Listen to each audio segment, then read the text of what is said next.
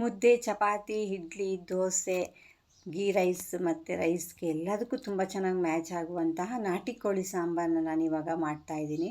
ಇದು ನಾನು ಒಂದು ಸಲ ಟ್ರೈ ಮಾಡಿದ್ದೀನಿ, ಈಗ ಪುನಃ ನಾನು ವೀಡಿಯೋಗೋಸ್ಕರ ಪುನಃ ಮಾಡ್ತಾಯಿದ್ದೀನಿ. ತುಂಬ ಸಖತ್ತಾಗಿರುತ್ತೆ, ಸೂಪರಾಗಿರುತ್ತೆ. ನೋಡೋಣ ಹೇಗೆ ಮಾಡೋದು ಅಂತೇಳ್ಬಿಟ್ಟು.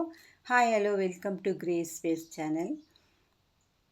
ನಾನಿವಾಗ ಮೊದಲಿಗೆ ಒಂದು ಬಾಣಲಿಯಲ್ಲಿ 1 ಟೇಬಲ್ ಸ್ಪೂನ್ ಆಗುವಷ್ಟು ಎಣ್ಣೆನ ಹಾಕ್ಕೊಳ್ತಾ ಇದ್ದೀನಿ. ಅದಕ್ಕೆ 3 ಈರುಳ್ಳಿನ ಹಾಕ್ಕೊಳ್ತೀನಿ.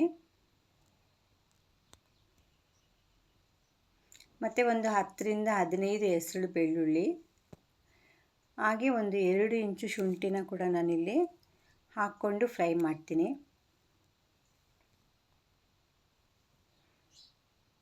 ಇದನ್ನು ಇವಾಗ ಸ್ವಲ್ಪ ಚೆನ್ನಾಗಿ ಫ್ರೈ ಮಾಡಬೇಕು. ಯಾವುದೇ ಮಸಾಲೆನ ನಾವು ಫ್ರೈ ಮಾಡಿದರೆ ತುಂಬ ಚೆನ್ನಾಗಿರುತ್ತೆ ಸಾಂಬಾರು. ಹಾಗೆಯೇ 2 ಪೀಸು ಚಕ್ಕೆ ಮತ್ತು 3 ಲವಂಗ, ಅದನ್ನು ಕೂಡ ಹಾಕ್ಕೊಂಡು ನಾನಿವಾಗ ಚೆನ್ನಾಗಿ ಹುರ್ಕೊಳ್ತಾ ಇದ್ದೀನಿ. ಮತ್ತು 3 ಏಲಕ್ಕಿ ಮತ್ತು 4 ಬ್ಯಾಡಗಿ ಮೆಣಸಿನಕಾಯಿ, ಇದಿಷ್ಟನ್ನು ಹಾಕ್ಬಿಟ್ಟು ಚೆನ್ನಾಗಿ ಫ್ರೈ ಮಾಡ್ಕೋಬೇಕು. ಸ್ವಲ್ಪ ಈರುಳ್ಳಿ ಎಲ್ಲ ಕಲರ್ ಚೇಂಜ್ ಆಗೋರಿಗೆ ಮತ್ತು ಹಸಿ ಸ್ಮೆಲ್ಲೆಲ್ಲ ಹೋಗೋ ತನಕ ಫ್ರೈ ಮಾಡ್ಕೋಬೇಕು. ತುಂಬ ಚೆನ್ನಾಗಿರುತ್ತೆ. ಇದು ಅಪರೂಪಕ್ಕೆ ನಾವು ಮಾಡುವಂಥದ್ದು. ಇದು ಚಿಕನ್ ಸಾಂಬಾರು, ನಾಟಿ ಕೋಳಿ ಅಂತ ಎಲ್ರಿಗೂ ಇಷ್ಟ ಆಗುತ್ತೆ. ಈ ಥರ ಮಾಡಿಕೊಂಡ್ರೆ ತುಂಬ ಚೆನ್ನಾಗಿರುತ್ತೆ. ಈಗ ನಾನೆಲ್ಲ ಫ್ರೈ ಆಯಿತು. ಪುನಃ ನಾನಿವಾಗ 1 ಟೇಬಲ್ ಸ್ಪೂನ್ ಎಣ್ಣೆನ ಹಾಕ್ಕೊಂಡು 1 ಕಪ್, ಅಂದರೆ ಚಿಕ್ಕ ಕಪ್ಪಲ್ಲಿ 1 ಕಪ್ ಆಗೋವಷ್ಟು ತೆಂಗಿನ ತುರಿನ ನಾನಿವಾಗ ಫ್ರೈ ಮಾಡ್ಕೊಳ್ತೀನಿ. ಇದು ಸಿಮ್ಮಲ್ಲೇ ಇಟ್ಬಿಟ್ಟು ಚೆನ್ನಾಗಿ ನಾವು ಫ್ರೈ ಮಾಡ್ಕೋಬೇಕು.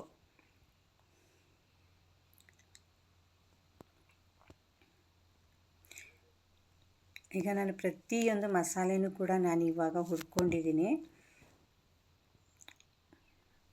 ಈ ಸಾಂಬಾರು ಕೂಡ ಅಷ್ಟೇ ಟೇಸ್ಟಿಯಾಗಿರುತ್ತೆ. ಇವಾಗ ನಾನು ಒಂದು ಮಿಕ್ಸಿ ಜಾರಲ್ಲಿ ಮೊದಲಿಗೆ ನಾನು ಹುರಿದಿರುವಂಥ ಎಲ್ಲ ಪದಾರ್ಥಗಳನ್ನು ಹಾಕ್ಕೊಳ್ತಾ ಇದ್ದೀನಿ.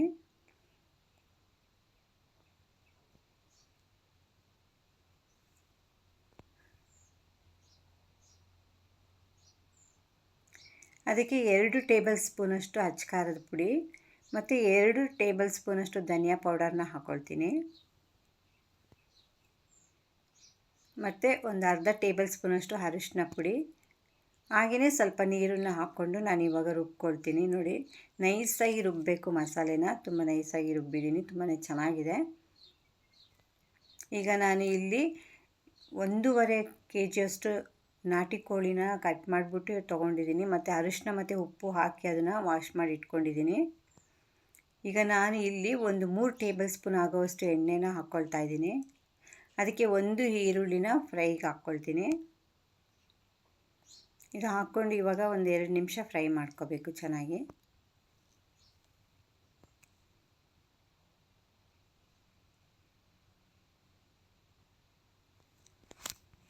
ನಾಟಿ ಕೋಳಿ ಸಾಂಬಾರು ಅಂತ ಹೇಳಿದರೆ ಮೋಸ್ಟ್ಲಿ ಎಲ್ಲರಿಗೂ ಇಷ್ಟ ಆಗುತ್ತೆ. ತುಂಬ ಚೆನ್ನಾಗಿರುತ್ತೆ, ಅದು ತುಂಬ ಟೇಸ್ಟಿಯಾಗಿರುತ್ತೆ.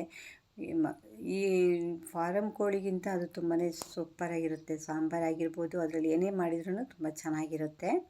ಈಗ ನಾನು ರುಬ್ಬಿರುವಂಥ ಮಸಾಲೆನ ಹಾಕ್ಕೊಳ್ತಿದ್ದೀನಿ. ಈರುಳ್ಳಿ ಫ್ರೈ ಆಗಿದೆ. ಈಗ ಮಸಾಲೆನ ಹಾಕ್ಕೊಂಡು 2 ನಿಮಿಷ ಚೆನ್ನಾಗಿ ಫ್ರೈ ಮಾಡ್ಕೋಬೇಕು.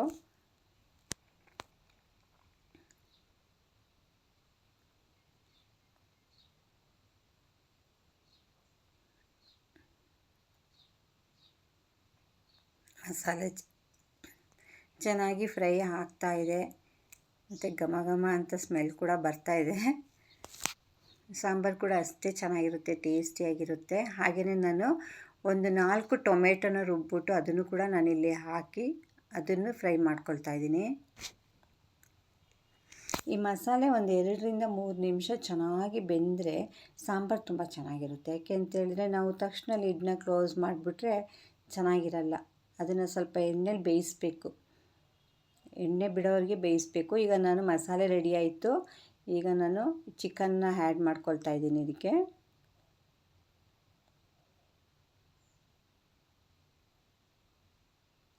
ಇದನ್ನು ಚೆನ್ನಾಗಿ ಮಿಕ್ಸ್ ಮಾಡ್ಕೋಬೇಕು ಚಿಕನ್ನ. ನೋಡಿ ಎಷ್ಟು ಚೆನ್ನಾಗಿ ಮಿಕ್ಸ್ ಮಾಡ್ಕೊಳ್ತಾ ಇದ್ದೀವಿ ಅಂದರೆ ಅದಕ್ಕೆಲ್ಲ ಮಸಾಲೆ ಎಲ್ಲ ಚೆನ್ನಾಗಿ ಹಿಡಿಬೇಕು. ಮತ್ತು ಇದು ಮಸಾಲೆ ಎಲ್ಲ ಹಾಕಿ ಚಿಕನ್ ಅದ್ರ ಜೊತೆ ಸ್ವಲ್ಪ ಹೊತ್ತು ಬೇಯಬೇಕು. ಒಂದು 2-3 ನಿಮಿಷ ಆದ್ರೂ ಮಸಾಲೆ ಜೊತೆ ಬೆಂದರೆ ತುಂಬ ಚೆನ್ನಾಗಿರುತ್ತೆ. ಮತ್ತು ರುಚಿಗೆ ತಕ್ಕಷ್ಟು ಉಪ್ಪನ್ನು ಕೂಡ ನಾನಿಲ್ಲಿ ಆ್ಯಡ್ ಮಾಡ್ಕೊಳ್ತಾ ಇದ್ದೀನಿ.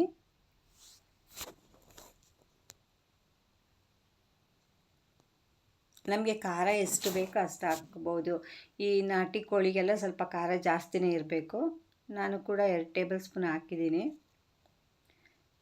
ಈಗ ಲಿಡ್ನ ಕ್ಲೋಸ್ ಮಾಡಬಾರ್ದು ಫುಲ್ಲು, ಸುಮ್ಮನೆ ಹಿಂಗೆ ಮುಚ್ಚಿಬಿಟ್ಟು ಬೇಯಿಸ್ಕೊಳ್ತಾ ಇರಬೇಕು ನೋಡಿ. ಆವಾಗ ಇದನ್ನು ಕ್ಲೀನಾಗಿ ಮಿಕ್ಸ್ ಮಾಡಿ ಕೊಡಬೇಕು.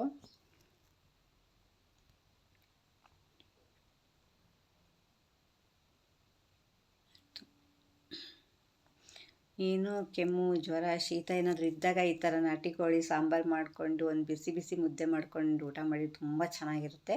ಮತ್ತು ನಾನಿಲ್ಲಿ 1 ಗ್ಲಾಸಷ್ಟು ನೀರನ್ನು ಹಾಕ್ಕೊಳ್ತಾ ಇದ್ದೀನಿ. ಈಗ ಎಲ್ಲ ಚೆನ್ನಾಗಿ ಮಿಕ್ಸ್ ಆಯಿತು. 2 ನಿಮಿಷ ಬೆಂದಿದೆ. ಈಗ ನಾನು ಲಿಡ್ನ ಕ್ಲೋಸ್ ಮಾಡಿ ವೆಯ್ಟ್ ಹಾಕ್ತಾಯಿದ್ದೀನಿ. ಈಗ ವಿಷಲ್ ಕೂಡ ಹೋಗಿದೆ. ನೋಡೋಣ ಹೇಗಿದೆ ಅಂತೇಳ್ಬಿಟ್ಟು. ತುಂಬ ಸೂಪರಾಗಿದೆ. ಮತ್ತು ಎಣ್ಣೆ ಕೂಡ ನೋಡೋಕೆ ಬಿಟ್ಕೊಂಡಿದೆ. ಎಷ್ಟು ಚೆನ್ನಾಗಿ ಎಣ್ಣೆ ಬಿಟ್ಕೊಂಡ್ರೆ ಚಿಕನ್ ಬೆಂದಿದೆ ಅಂತೇಳ್ಬಿಟ್ಟು ಅರ್ಥ. ಈಗ ನಾನು ಇದನ್ನು 5 ನಿಮಿಷ ಬೇಯಿಸಿದ್ದೀನಿ. ಇದು ನಾಟಿ ಕೋಳಿ ಆಗಿರಲಿ ಅಥವಾ ಫಾರಮ್ ಕೋಳಿ ಆಗಿರಲಿ 5 ನಿಮಿಷ ಬೇಯಿಸಬೇಕು. ಈ ಮಾಮೂಲಿ ಬ್ರಾಯ್ಲರೆಲ್ಲ ಅದೇನು ಅಷ್ಟೊಂದು ಬೇಯಿಸೋಂಥ ಅವಶ್ಯಕತೆ ಇಲ್ಲ. ಈಗ ನಾನು 1 ಕಪ್ ಆಗೋಷ್ಟು ತೆಂಗಿನಕಾಯಿ ರುಬ್ಬಿದ್ನಲ್ವ, ಅದನ್ನು ನಾನಿವಾಗ ಹಾಕ್ಕೊಳ್ತಾ ಇದ್ದೀನಿ. ಈಗ ತೆಂಗಿನಕಾಯಿ ಹಾಕಿದ ಮೇಲೆ ಹಾಗೇ ಸಿಮ್ಮಲ್ಲೇ ನಾನು ಇಟ್ಬಿಟ್ಟು ಇದನ್ನು ಚೆನ್ನಾಗಿ ಕುದಿ ಬರೋವರೆಗೆ ಬೇಯಿಸ್ತೀನಿ. ನೋಡಿ, ತುಂಬ ಸೂಪರಾಗಿರುವ ಚಿಕನ್ ಸಾಂಬಾರು ರೆಡಿ ಆಗ್ತಾಯಿದೆ. ಸಖತ್ತಾಗಿದೆ. ನಾನು ತುಂಬ ಗಟ್ಟಿನೂ ಮಾಡಿಲ್ಲ, ಈ ಕಡೆ ತೆಳುನೂ ಮಾಡಿಲ್ಲ, ಮೀಡಿಯಮ್ ಆಗಿದ್ದೀನಿ. ಸ್ವಲ್ಪ ಸಾಂಬಾರೆಲ್ಲ ಸ್ವಲ್ಪ ತೆಳು ಇದ್ದರೆ ಚೆನ್ನಾಗಿರುತ್ತೆ. ಗ್ರೇವಿ ಆದರೆ ಸ್ವಲ್ಪ ಗಟ್ಟಿ ಇದ್ದರೆ ಚೆನ್ನಾಗಿರುತ್ತೆ. ಚಿಕನ್ ಸಾಂಬಾರು ಫುಲ್ ರೆಡಿ ಆಯಿತು. ತೆಂಗಿನಕಾಯಿ ಹಾಕ್ಬಿಟ್ಟು ಒಂದು 2-3 ನಿಮಿಷ ಚೆನ್ನಾಗಿ ಕುದಿಸಿದ್ದೀನಿ. ಇನ್ನೂ ಕುದಿ ಬರ್ತಾನೇ ಇದೆ.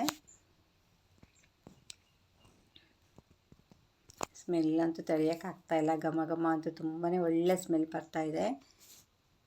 ಅದಕ್ಕೆ ನಾನು ಒಂದು 1/4 ಭಾಗದಷ್ಟು ನಿಂಬೆಹಣ್ಣಿನ ರಸನೂ ಕೂಡ ನಾನಿಲ್ಲಿ ಹಾಕ್ಕೊಳ್ತಿದ್ದೀನಿ. ಮತ್ತು ಸ್ವಲ್ಪ ಕೊತ್ತಂಬರಿ ಸೊಪ್ಪು.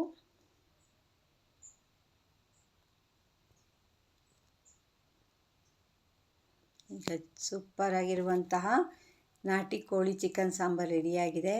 ಹಾಗೆಯೇ ಇವಾಗ ಬಿಸಿ ಬಿಸಿ ಮುದ್ದೆ ಕೂಡ ರೆಡಿ ಆಗ್ತಾಯಿದೆ.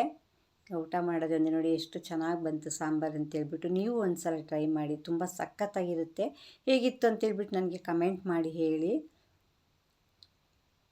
ಹಾಗೆಯೇ ಯಾರ್ಯಾರು ನನ್ನ ಚಾನಲ್ನ ಸಬ್ಸ್ಕ್ರೈಬ್ ಮಾಡಿಲ್ಲ, ಪ್ಲೀಸ್ ಸಬ್ಸ್ಕ್ರೈಬ್ ಮಾಡಿ, ಲೈಕ್ ಮಾಡಿ, ಶೇರ್ ಮಾಡಿ. ಹೀಗೆ ನನ್ನ ಚಾನಲ್ನ ನೋಡ್ತಾಯಿರಿ ಮತ್ತು ಸಪೋರ್ಟ್ ಮಾಡ್ತಾಯಿರಿ ನನಗೆ. ನಾನು ಕೂಡ ಹೊಸ ರೆಸಿಪಿ ಜೊತೆ ಪುನಃ ನಿಮಗೆ ಸಿಗ್ತೀನಿ. ಈಗ ಸೂಪರಾಗಿರುವಂತಹ ಸಾಂಬಾರು ರೆಡಿಯಾಗಿದೆ. ಓಕೆ, ನೆಕ್ಸ್ಟ್ ನಾನು ಹೊಸ ರೆಸಿಪಿ ಜೊತೆ ಸಿಗೋವರೆಗೂ ನಿಮಗೆಲ್ರಿಗೂ ತುಂಬಾ ಥ್ಯಾಂಕ್ಸ್. ಬಾಯ್.